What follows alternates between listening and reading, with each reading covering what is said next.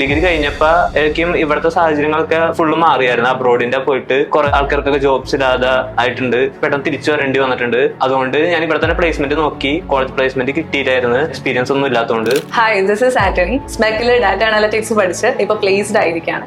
ആളുടെ successful story നമുക്ക് ആളോട് തന്നെ ചോദിച്ചറിയാം. ഞാൻ BCA ആണ് പഠിച്ചത്. അത് കഴിഞ്ഞ് ക്യാമ്പസ് പ്ലേസ്മെന്റ് നോക്കിയായിരുന്നു, അതൊന്നും കിട്ടിയില്ല.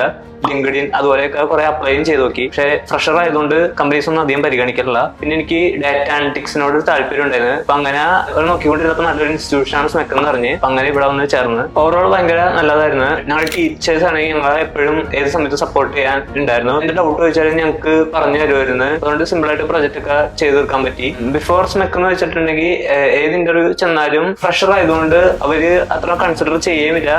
ആഫ്റ്റർ സ്മെക്ക് എന്ന് വെച്ചിട്ടുണ്ടെങ്കിൽ ഇപ്പൊ അത്യാവശ്യം പ്രാക്ടിക്കൽ എക്സ്പീരിയൻസ് കിട്ടിയതുകൊണ്ട് തന്നെ അവര് വീണ്ടും കൺസിഡർ ചെയ്തുകൊണ്ടിരിക്കേണ്ടത്. സ്മെക്ക് എന്ന് വെച്ചിട്ടുണ്ടെങ്കിൽ ഇവിടെ പല ടൈപ്പിലെ കോഴ്സ് ഉണ്ട്. Python full stack, full stack, data analytics, data science. അപ്പൊ എനിക്ക് കുറച്ചും കൂടി ബിസിനസ് റിലേറ്റഡ് താല്പര്യമുള്ളതുകൊണ്ട് ഞാൻ ഡാറ്റ അനലിറ്റിക്സ് എടുത്ത്. കമ്പനീസിൽ പോകുമ്പോൾ നമ്മ ഇന്നൊരു സ്ഥലത്തേക്കാണ് കൂടുതൽ എക്സ്പെർട്ടീസ് ചെയ്ത് പഠിച്ചത് നമുക്ക് പറയാൻ പറ്റി. അതിനുള്ള ടൈപ്പിൽ ഇന്റർവ്യൂ ക്രാക്ക് ചെയ്യാൻ പറ്റി. ഇവിടെ കിട്ടിയ ജോബിൽ സാറ്റിസ്ഫൈഡ് ആണ്. ഇൻഫോ പാർക്കിലാണ് എനിക്ക് കിട്ടിയത്. അപ്പൊ അത് അത്യാവശ്യം നല്ല കമ്പനി ആയതുകൊണ്ട് തന്നെ നല്ല എക്സ്പീരിയൻസ് കിട്ടാൻ പറ്റും. ഞാൻ ഒട്ടും പ്രതീക്ഷിച്ചില്ല ഇതുപോലെ ജോബ് കിട്ടുമെന്ന്. കാരണം മിക്ക ഇൻസ്റ്റിറ്റ്യൂഷനും ഇതുപോലെ കോഴ്സ് കഴിഞ്ഞിട്ട് മിക്കവരും പറഞ്ഞു വിടാണ് ചെയ്യണേ. എനിക്ക് ഇന്റർവ്യൂസ് കിട്ടി. അത് കഴിഞ്ഞിട്ട് ഇപ്പൊ മൂന്നാമത്തെ ഇന്റർവ്യൂ ആയിരുന്നത്. അതിൽ നിന്ന് എനിക്ക് ഇങ്ങനെ കിട്ടി.